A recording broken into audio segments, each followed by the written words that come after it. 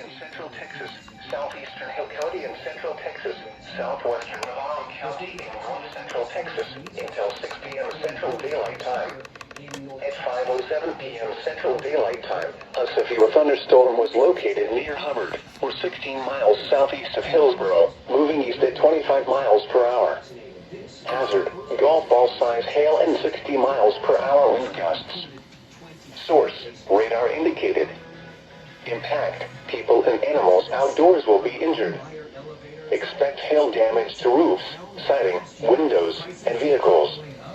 Expect wind damage to roofs, siding, and trees. It's not really going to be a doubleheader. Impacted include Hubbard, Coolidge, Dawson, Navarro, Mills Lake, Mount Calm, Tehumacana, Malone, Richland, Penelope, Mertens, Byram, Irene, Silver City, Helena, Navarro Mills, and Curtin. For your protection, get inside a sturdy structure and stay away from windows. Alright, it's not near any. No doubleheader.